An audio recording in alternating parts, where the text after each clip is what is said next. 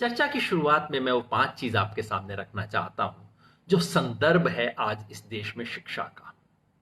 संदर्भ क्या है? सबसे पहला और सबसे बड़ा जो संदर्भ है वो ये कि इस देश में शिक्षा की भूख है इस वक्त। पहले आपको बताना पड़ता था लोगों को कि बच्चों को शिक्षित करवा लीजिए। आज कोई नहीं, आज आपको रिक्शे वाले को भी ये समझाने की जरूरत नहीं कि शिक्षा बहुत जरूरी है, उसको दिख रहा है। शिक्षा की भूख है जो शहर में आके, गांव से आके शहर में आके बर्तन मांजती है, वो भी अपने बच्चे को 600 रुपया 800 रुपया दे के किसी स्कूल में भेजती है इस उम्मीद के साथ कि बच्चा अच्छी शिक्षा लेगा। पता नहीं कितने साधारण लोग कहते हैं साहब गांव की जिंदगी छोड़ के आए ये सोच के कि बच्चे को शिक्षा मिलेगी, बच्चा बड़ा बनेगा, बच्चा अपनी जिंदगी बना लेगा, हमारी तो जैसी कट गई कट गई। आज इस देश में शिक्षा की भूख है और उसमें इतनी असमानता है अवसरों की। शिक्षा के अवसरों की असमानता के चलते इस देश में बाकी सब चीजों की असमानता आपको दिखाई देती है। मैं तो अक्सर कहता हूं कि आज के भारत में असमानता को, विषमता को, गैर बराबरी को एक जनरेशन से दूसरी जनरेशन तक पहुंचाने का जो बिल्कुल श्योर शॉट गारंटी का तरीका है वो हमारी शिक्षा व्यवस्था है। शिक्षा आपकी जिंदगी में क्या फर्क पड़ेगा उसे बनाने का तरीका है। गांव में जो एक गरीब दलित परिवार की लड़की है उसको जो शिक्षा मिलती है और दिल्ली के इन बड़े स्कूलों में पढ़ने वाले, बड़े कॉलेजों में पढ़ने वाली लड़की को या लड़के को जो शिक्षा मिलती है उसमें जमीन आसमान का अंतर है। और जिसे हम अक्सर मेरिट का फर्क कहते हैं ना, वो मेरिट का फर्क नहीं होता, अवसरों का फर्क होता है, किसको क्या अपॉर्चुनिटीज मिले। तो शिक्षा की भूख है, शिक्षा के अवसरों की असमानता है और लोगों की सबसे बड़ी जिंदगी में खाने के बाद लगभग सबसे बड़ी जरूरत यह है अच्छी शिक्षा मिल जाए लोगों को। पहला बड़ा तथ्य ये। दूसरा, इस भूख को पूरा करने के लिए सरकारों के पास पैसा नहीं है। देश में बजट का बहुत छोटा हिस्सा शिक्षा के लिए इस्तेमाल होता है। हमारे केंद्र सरकार का जो बजट है वो देश की जीडीपी का 6% का आंकड़ा दिया जाता है। 6% हालांकि राज्य और सरकार दोनों को मिला के है।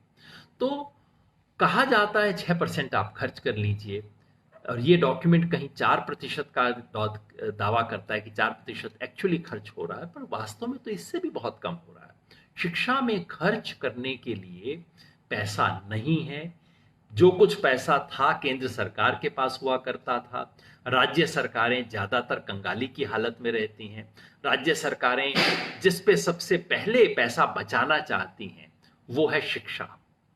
तो दूसरा बड़ा तथ्य कि शिक्षा में पैसा नहीं है। और अब कोरोना वायरस के बाद, लॉकडाउन के बाद अर्थव्यवस्था की जो स्थिति है उसमें शिक्षा पे जो खर्चा आज हो रहा है उसमें भी कटौती होने की गुंजाइश है बजाय कि बढ़ने की। यह दूसरा बड़ा तथ्य है।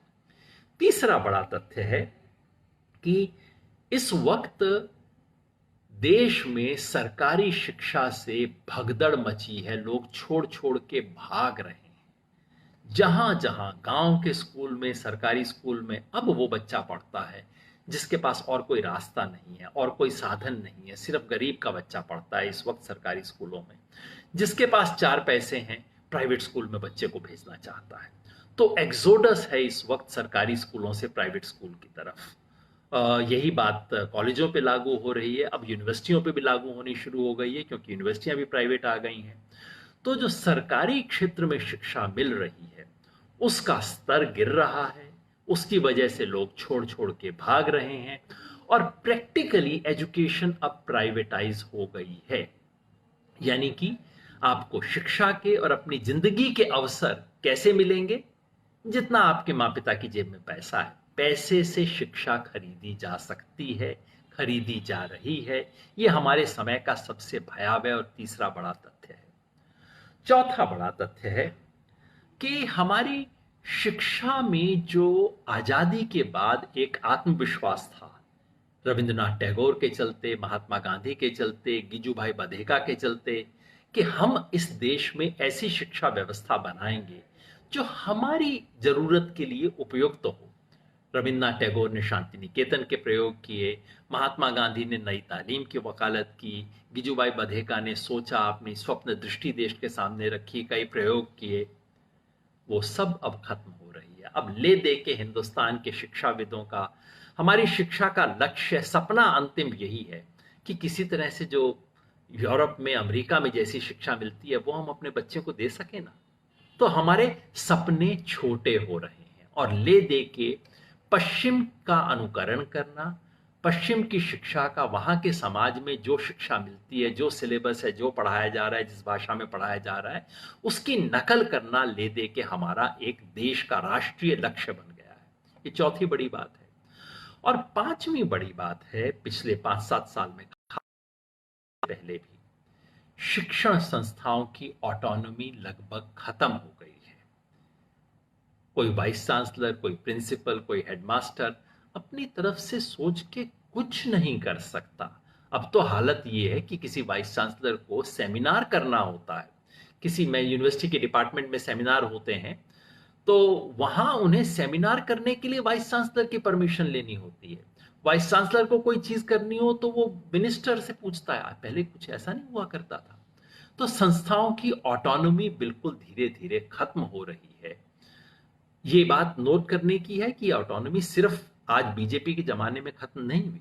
संस्थाओं, शिक्षण संस्थाओं की हत्या करने में कांग्रेस का रोल भी है और लेफ्ट का रोल भी है। लेफ्ट जब पश्चिम बंगाल में राज करता था, उन्होंने वहां शिक्षण संस्थाओं की ऑटोनॉमी को ध्वस्त कर दिया था, किसी तरह की उनको आजादी नहीं दी गई थी। तो ये पांचवा कि इस वक्त देश में शिक्षण संस्थाओं की जो ऑटोनॉमी खत्म होना, स्वायत्तता खत्म होना, वो बिल्कुल पराकाष्ठा पे पहुंच गई है। इन 5 बड़े नेगेटिव ट्रेंड के वक्त में ये शिक्षा नीति आई है और बार बार हमें इस व्यापक संदर्भ को ध्यान में रखना होगा इस शिक्षा नीति का मूल्यांकन करते हुए, क्योंकि शिक्षा नीति के शब्द अच्छे हैं।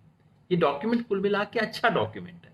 इस डॉक्यूमेंट को लिखने वाले एक सज्जन ने फोन किया, मुझसे पूछा, मैंने कहा अगर ये दस्तावेज को मैं संदर्भ न देखूं, सिर्फ ये कहूं कि हाँ शिक्षा नीति का कोई दस्तावेज आया है जो मुझे पढ़ना है, मैं तो कहूंगा हाँ फर्स्ट क्लास दस्तावेज है, अच्छा है।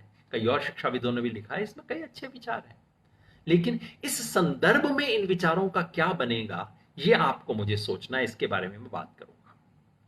तो सबसे पहले देखते हैं 5 बड़े विचार जो कि स्कूली एजुकेशन के बारे में इस दस्तावेज में है। इनमें से कईयों का मैंने स्वागत किया है, आज भी मैं कहता हूं बहुत स्वागत योग्य विचार है। पहला बड़ा विचार है आरटीई का एक्सटेंशन, जो 2009 में कानून बना था, राइट टू एजुकेशन।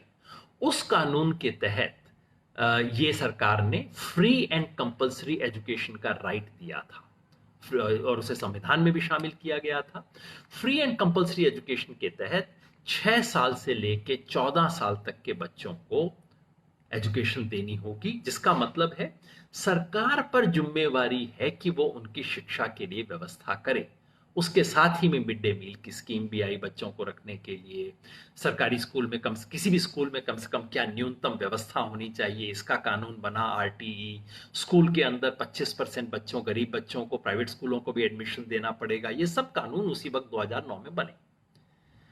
शिक्षा नीति कहती है कि इसमें एक कदम आगे लेने की जरूरत है, यानी कि फ्री एंड कंपल्सरी एजुकेशन 3 साल की उम्र से शुरू कीजिए, 18 साल की उम्र तक दीजिए, यानी कि बच्चा नर्सरी में दाखिल हो वहां से शुरू हो और +2 पास कर ले वहां तक हो। यह बहुत स्वागत योग्य सुझाव है, क्योंकि इसकी देश भर के आंदोलन मांग कर रहे थे। यह एक बहुत बढ़िया विचार है। यह मत मान लीजिए कि न्यू एजुकेशन पॉलिसी में आने से लागू हो जाएगा, क्योंकि इसके लिए सरकार को राइट टू एजुकेशन में अमेंडमेंट करना पड़ेगा लोकसभा में ले जाके। अमेंडमेंट तब होगा जब सरकार की जेब में पैसा होगा इसको लागू करने के लिए, नहीं तो लोग कोर्ट कचहरी में जाके पूछेंगे कि साहब हमारे बच्चे को हम 3 साल के बच्चे को देना चाहते हैं शिक्षा, +2 में देना चाहते हैं, इसको मिल नहीं रही है। क्या इसके लिए तैयारी है? मुझे अभी नहीं लगता। मुझे लगता है राइट टू एजुकेशन के एक्सटेंशन के लिए संघर्ष अभी लंबा करना पड़ेगा। ये एक कदम है, ये कह के कि आप सरकार को शर्मिंदा कर सकते हैं, याद दिला सकते हैं, लेकिन अपने आप में अभी हुआ नहीं है। डर ये है कि इसमें परिवर्तन के साथ सरकार एक अच्छी बात और कही गई है कि मिड डे मील के साथ ब्रेकफास्ट भी दिया जाएगा, जो बहुत अच्छी चीज है। डर जो है वो ये कि कहीं सरकार प्राइवेट स्कूलों में 25% ईडब्ल्यूएस को जो मिलता है कोटा, उसको डाइल्यूट करने की तो नहीं सोच रही। जो ड्राफ्ट आया था उसमें कुछ ऐसे इशारे थे कि शायद उसको डाइल्यूट किया जाए। अब सरकार ने चुप्पी बना ली, इसके बारे में कुछ कहा नहीं। कुछ कहा नहीं है तो मतलब मामला गड़बड़ है, कुछ इसमें डाइल्यूशन हो सकता है। दूसरा बड़ा विचार जिसके बारे में मैं बहुत एक्साइटेड हूं और मुझे लगता है बहुत बढ़िया बात हुई है, ये है ECCE, early childhood care and education. ये शिक्षाविदों की इस इंसाइट पर आधारित है कि एक बच्चे का 85% मेंटल डेवलपमेंट 8-10 साल के होने के बाद नहीं होता। 8 साल की एज तक बच्चे का 85% ब्रेन डेवलप हो चुका होता है। तो जो बच्चा 8 साल की उम्र तक, जिसको घर में पढ़ने का माहौल न मिला, जो स्कूल में गया किसी ने देखा नहीं, तो 8 साल की उम्र तक उस बच्चे की फाउंडेशन इतनी कमजोर हो चुकी होती है कि बाद में आप उसको और कुछ भी देते रहिए, उसको कोई फायदा नहीं होगा। तो शिक्षाविदों ने बार बार कहा है कि आप बच्चे को 3 साल की उम्र से उसको इनपुट देना शुरू कीजिए। मतलब नहीं कि क्लास में बैठाइए और ABCD सिखाइए, इस सब की कोई जरूरत नहीं है। बच्चे को कहानी सुनाना, खेल खिलाना, जिससे उसका मेंटल डेवलपमेंट हो। तो नर्सरी शिक्षा बहुत क्रिटिकल है। ये बात सबसे पहले इस दस्तावेज में नहीं आई है, इससे पहले 2013 में जब यूपीए की सरकार थी, तब एक पॉलिसी आई थी देश के अंदर, early childhood care and education. उस पॉलिसी को डिराइव करते हुए उसको शिक्षा नीति में शामिल किया गया है। बहुत बढ़िया सुझाव है। और सुझाव ये है कि या तो आंगनवाड़ी या फिर स्कूल, या तो स्कूल में एक आप क्लास अर्ली ऐड कर दीजिए, 2 क्लासेस ऐड कर दीजिए, या फिर आंगनवाड़ी में व्यवस्था कीजिए कि बच्चों को सिर्फ खाना वाना खिलाने का जो काम आंगनवाड़ी में होता है आजकल, उसके साथ बच्चों को खेल भी खिलाया जाए, उसके साथ बच्चों को कुछ एजुकेशनल इनपुट्स भी दिए जाएं, खिलौने दिए जाएं। मेरे विचार से ये बहुत अच्छा आइडिया है और इसके लिए मैं धन्यवाद देना चाहता हूं इस कमेटी को, इस सरकार की शिक्षा नीति को। क्या ये लागू होगा? मुझे उम्मीद है कि इसका कुछ ना कुछ हिस्सा लागू होगा। ये नया विचार है, सरकार पुश कर रही है और पहले भी आ चुका था और अब देश इसके लिए तैयार है, मगर ये करने के लिए पैसा चाहिए। आंगनबाड़ी में आजकल एक महिला होती है, एक महिला से उम्मीद की जाती है कि वो गांव की हर प्रेग्नेंट औरत का भी ध्यान रखे, हर छोटे बच्चे के न्यूट्रिशन के ऊपर भी करे, और उसके साथ बैठ के छोटे बच्चों को सिखाना पढ़ाना उसके बस का नहीं है, उसकी ट्रेनिंग नहीं है। तो आंगनवाड़ी का एक एडिशनल वर्कर अपॉइंट करना पड़ेगा देश के 6 लाख गांवों में। खर्चा है, क्या सरकार इसके लिए तैयार है? तो इस अच्छे विचार को आप रियल तभी मानिएगा अगर सरकार की तरफ से अगले बजट में इसके लिए कोई एलोकेशन हो। अगले बजट में तो हालत पतली होगी सरकार की, क्योंकि अभी तो पेंडेमिक की वजह से हालत खराब है। अगले से अगले साल कुछ हो जाए, जिस दिन बजट में इसको शामिल किया जाए, तब आप सचमुच बधाई दीजिएगा। तब तक ये अच्छा विचार है जो सिर्फ फाइल के अंदर है। तीसरा, प्राइमरी शिक्षा के बारे में जो बड़ा विचार है यहाँ, प्राइमरी शिक्षा का जो करिकुलम है उसको बदलने के लिए कुछ अच्छे सुझाव हैं। अब तक क्या था, पहली क्लास से प्राइमरी, 6ठी से 8वीं तक मिडिल, फिर उसके बाद सेकेंडरी 9वीं 10वीं, फिर हायर सेकेंडरी या +2। तो अभी हमारा मॉडल है 5+3+2+2। ये नीति कहती है कि नहीं, इसको बदलिए, आप शुरू कीजिए नर्सरी से। 2 साल जो नर्सरी की कच्ची पक्की मेरे जमाने में बोला जाता था, अब यूकेजी एलकेजी बोला जाता है, तो उसको शामिल करते हुए 5 साल, यानी कि पहले 3 साल बच्चे की प्री स्कूल एजुकेशन के और पहले 2 साल उसकी स्कूल एजुकेशन के, उसको आप एक यूनिट मानिए। तो 3 साल नर्सरी प्लस 2 साल स्कूल का पहला यूनिट 5, +3 यानी कि तीसरी चौथी 5वीं क्लास, +3 जो मिडिल जैसा आज है, और उसके बाद +4 यानी कि 9वीं से 12वीं को आप एक सिंगल यूनिट मानिए। ये अच्छा विचार है। मुझे उम्मीद है कि ये लागू हो जाएगा, क्योंकि इसे लागू करने के लिए सरकार को पैसे खर्च नहीं करने पड़ेंगे, और जो चीज आसानी से कागज पे लागू हो जाए उसको लागू करने में सरकारों को बड़ा सुख मिलता है। कुछ घोषणा भी हो जाती है। अच्छा विचार है, लागू हो जाए, मेरी आलोचना नहीं है। इसके साथ में करिकुलम से रिलेटेड 2 और अच्छी चीजें कही गई हैं। बच्चों को सब्जेक्ट की चॉइस में फ्लेक्सिबिलिटी होनी चाहिए, जो अच्छी बात है। एग्जामिनेशन रिफॉर्म की बात की गई है, हर डॉक्यूमेंट में एग्जामिनेशन रिफॉर्म की बात की जाती है, कभी नहीं होता। और मुझे डर है कि लगभग यही इस बार भी होने वाला है। कहा गया एग्जामिनेशन रिफॉर्म किया जाएगा, होना चाहिए, केवल एग्जामिनेशन के लिए क्यों हो, ये जो तमाम इंडस्ट्री निकल आई है, कोचिंग इंडस्ट्री को बंद होना चाहिए, हर शिक्षाविद ये बात कहता है। लेकिन सच बात बताऊं, इस कोचिंग इंडस्ट्री को बंद करने के लिए जो हिम्मत चाहिए वो ना इस सरकार में है, और मुझे तो किसी और सरकार में भी दिखाई नहीं देती। इसके लिए जो क्षमता, जो काम और राजनीतिक हिम्मत चाहिए स्वार्थ से भिड़ने के लिए, वो दिखाई नहीं देती। तो एग्जामिनेशन चेंजेस की बात होगी, मेरे ख्याल से होंगे नहीं। चौथा बड़ा आइडिया जो है टीचर्स के बारे में, कि पैरा टीचर्स की अपॉइंटमेंट बंद हो, यानी कि ये जो होता है ना गेस्ट टीचर, अध्यापक, ये जो अलग अलग नाम होते हैं, शिक्षक मित्र किसी राज्य में कहा जाता है। बेसिकली ये है कि टीचर को 5,000 7,000 रुपए तनख्वाह देके सरकारें रख लेती हैं कॉन्ट्रैक्ट पे, और जब चाहा उनका कान पकड़ के निकाल दिया, जब चाहा रख लिया। बार बार शिक्षा नीति ने कहा है ये मत कीजिए, इसे बदलिए। ये विचार जस्टिस जेएस वर्मा की एक कमेटी बनी थी, सुप्रीम कोर्ट ने बनवाई थी कमेटी, उसने भी ये विचार दिया था। और ये दस्तावेज उन सही अच्छे विचारों को दोहराता है। टीचर की रेगुलर अपॉइंटमेंट कीजिए, टीचर को दिहाड़ी के मजदूर की तरह नौकरी मत दीजिए, कायदे से रखिए। टीचर की क्वालिफिकेशन ठीक होनी चाहिए। जिस तरह की बीएड की शिक्षा का हमने मजाक इस देश में बना रखा है, जिसको चाहे एक डिग्री उठा लाता है, कहीं से कुछ सीखता नहीं है, उसकी बजाय कहते हैं 4 साल की बीएड होनी चाहिए, जिसमें आपको किसी एक विषय का ज्ञान भी हो और साथ में बीएड भी आप करें, या फिर आप 3 साल की बीए करने के बाद 2 साल की बीएड करें।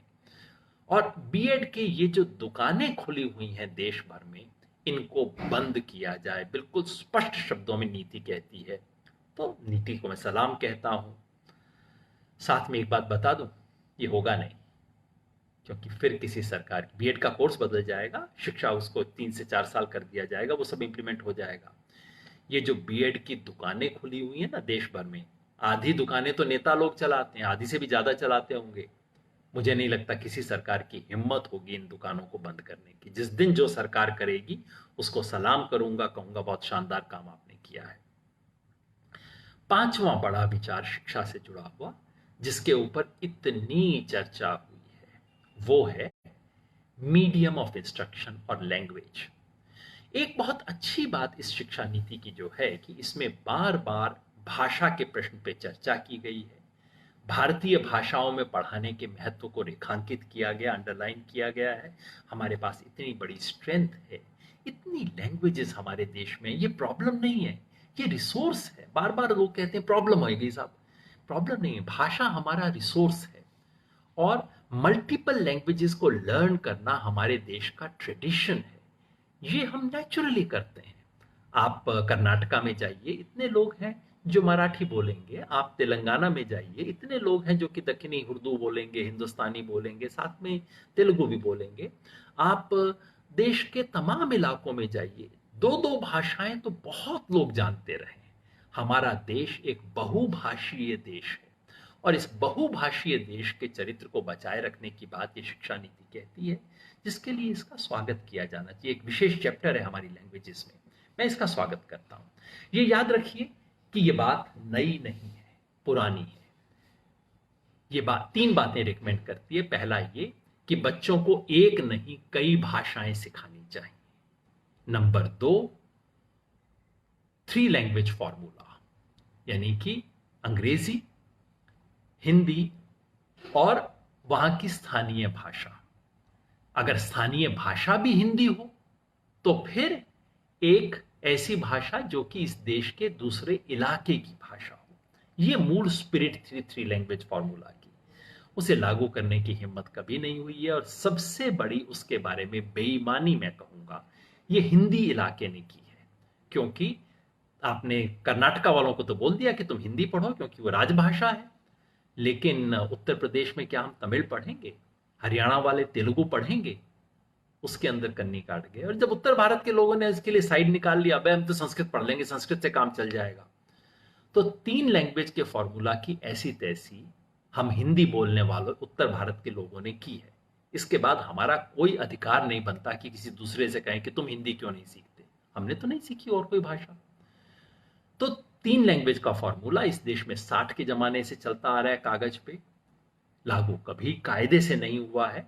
आज भी दक्षिण भारत के कई राज्यों में हिंदी पढ़ाई जा रही है, लेकिन उत्तर भारत का एक राज्य में नहीं जानता जहां कोई भी दक्षिण भारत की भाषा गंभीरता से पढ़ाई जाती हो। तो ये पॉलिसी इन तीनों बातों को दोहराती है। नंबर 1 कि बहुभाषीय शिक्षा हो, 3 लैंग्वेज फॉर्मूला हो, और 5वीं कक्षा तक की पढ़ाई मातृभाषा में हो। पिछले एक हफ्ते से मीडिया में इस पे बड़ी चर्चा हो रही है। चर्चा इसलिए कि इस देश में जो चीज अंग्रेजी को छू दे उस पे ऐसी टीवी पे चर्चा होती है, क्योंकि सब एकदम राष्ट्रीय महत्व का सवाल हो जाता है। हर कोई जब करता है, हर एक के पास ओपिनियन होते हैं।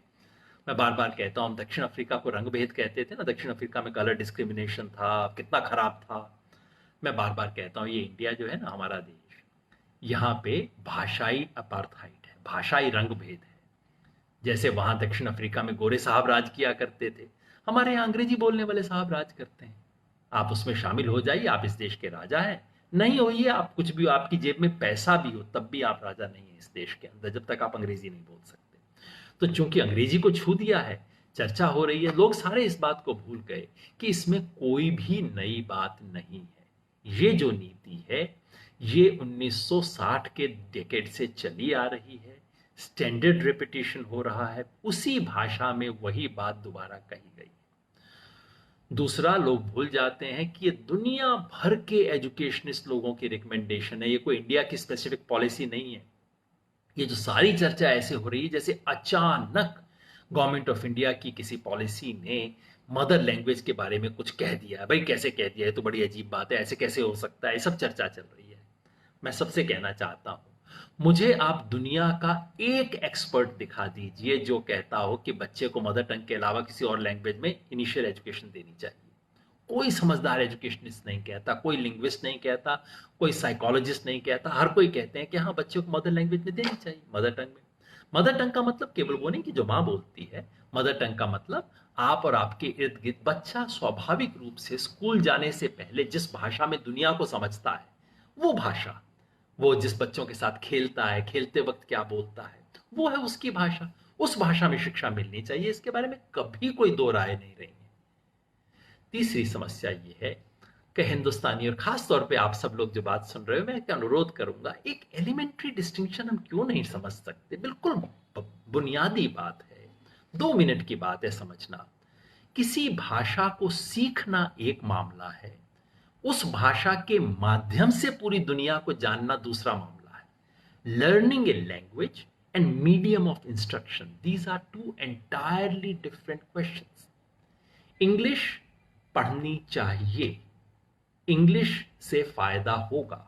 आई भले ही अंग्रेजों की वजह से, मेरी कोई घृणा नहीं है, अंग्रेजों की वजह से इतने नुकसान हुए, चलिए एक फायदा इस देश में हो गया कि हमें वो भाषा आ गई, कुछ लोगों को इसमें व्यवस्था बन गई जिसके माध्यम से दुनिया की बहुत चीजों को हम समझ सकते हैं, दुनिया के ज्ञान को समझ सकते हैं।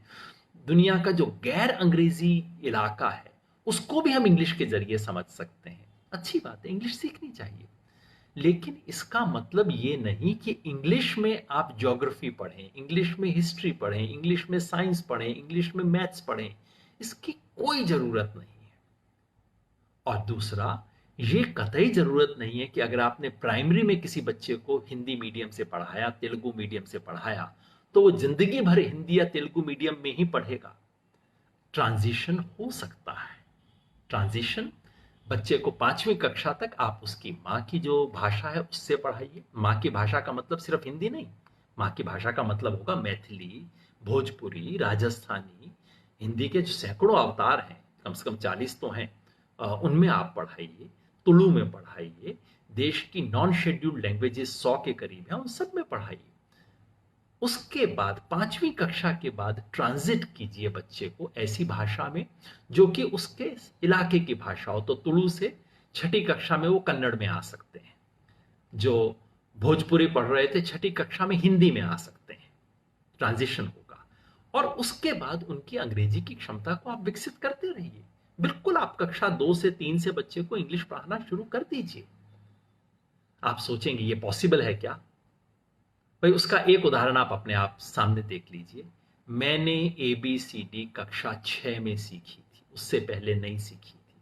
कुछ अंग्रेजी नहीं आती थी, घर पे तो बोलने का सवाल ही नहीं होता था। पिताजी को अच्छी आती थी अंग्रेजी, काफी अच्छी, लेकिन वो घर में बोलना लिखना पढ़ना कोई मतलब ही नहीं था। और कक्षा 6 में ABCD सीख के मास्टर दर्शन सिंह जी ने हाथ पकड़ के हमें सिखाया था। आज मैं अंग्रेजी से काम चलाऊ काम कर लेता हूं ना, सबको ही कर सकते हैं। ये अंग्रेजी का भूत निकाल दीजिए। इस देश में जिसे इंग्लिश मीडियम एजुकेशन कहा जाता है, कुछ तो ऐसे स्कूल हैं जहां सचमुच अंग्रेजी में पढ़ाया जाता है, अच्छा भी पढ़ाया जाता है। देश के काफी बहुत अच्छे स्कूल हैं जो इंग्लिश मीडियम में भी हैं। लेकिन एक बात याद रखिए, खासतौर पे जो लोग शहर में हैं उन्हें हाथ जोड़ के मैं कहता हूं, आप याद रखिए कि इस देश के अधिकांश इंग्लिश मीडियम स्कूल ऐसे होते हैं जिसमें बच्चे को कोई अंग्रेजी नहीं आती, माँ बाप को अंग्रेजी नहीं आती। जाहिर है कहाँ से आएगी गांव के माँ बाप को अंग्रेजी? और यही नहीं, टीचर को भी अंग्रेजी नहीं आती, और वो कहने को साहब इंग्लिश मीडियम स्कूल है। अब उसे क्यों कहा जाता है इंग्लिश मीडियम स्कूल? बस टीचर आते हैं और आने के बाद सीधा सीधा अंग्रेजी के अंदर बच्चों को रटवाना शुरू कर देते हैं, और उसको कहा जाता है कि इंग्लिश मीडियम एजुकेशन हो गई है। तो इसलिए हमें इस व्यवस्था से अलग देखने की जरूरत है। उससे उससे बच्चे को इंग्लिश तो आएगी नहीं, और कुछ भी नहीं आएगा। उसको ज्योग्राफी नहीं आएगी, हिस्ट्री नहीं आएगी। जिस बच्चे के टीचर को इंग्लिश नहीं आती, उसे इंग्लिश नहीं आती, वो कैसे सीखेगा? तो पांचवा बड़ा विचार इसका है कि बच्चे को मातृभाषा में 5वीं कक्षा तक शिक्षा दी जाए। वास्तव में होगा? जिसे कहते हैं ना, लिख के देता हूं आपको, कतई नहीं होगा। इस देश में और किसी का राज आप हिला सकते हो, बीजेपी का राज हिला सकते हो, कांग्रेस का राज हिला सकते हो, अंग्रेजी का राज नहीं हिला सकते। बहुत कड़वी बात है, मगर सच ये है। कल परसों से आपने देख लिया होगा, खबरें आनी शुरू हो गई हैं। CBSE ने कह दिया है कि हाँ भाई, वो जो हमारे केंद्रीय विद्यालय है इसके अंदर तो भाई सिर्फ ट्रांसफर वाले लोग आते हैं, इनको तो इंग्लिश पढ़ाना होगा। फिर आप देखेंगे कि CBSE सर्कुलर जारी करेगा कि हर विद्यालय अपनी परिस्थिति को देखते हुए ये फैसला कर सकता है, और फिर हर विद्यालय अपनी परिस्थिति को देख के फैसला करेगा कि नहीं नहीं, इंग्लिश मीडियम में ही हमें पढ़ाना है। और फिर उसके बाद वो स्कूल जहां ना माँ बाप को अंग्रेजी आती है, ना बच्चे को, ना टीचर को, वो भी फैसला करेगा कि हम अपनी परिस्थिति को देखते हुए फैसला कर रहे हैं कि अंग्रेजी में ही पढ़ाना है। अंग्रेजी का साम्राज्य जारी रहेगा, कोई फर्क पड़ने वाला नहीं। हिम्मत नहीं है इस सरकार की, किसी और सरकार की या किसी पार्टी की इस देश में, कि वो इस सवाल पे सच बोल सके और गलत बात को रोक सके। अगर आपको हमारे वीडियोस पसंद आए तो प्लीज़ लाइक करें, सब्सक्राइब करें और शेयर करें।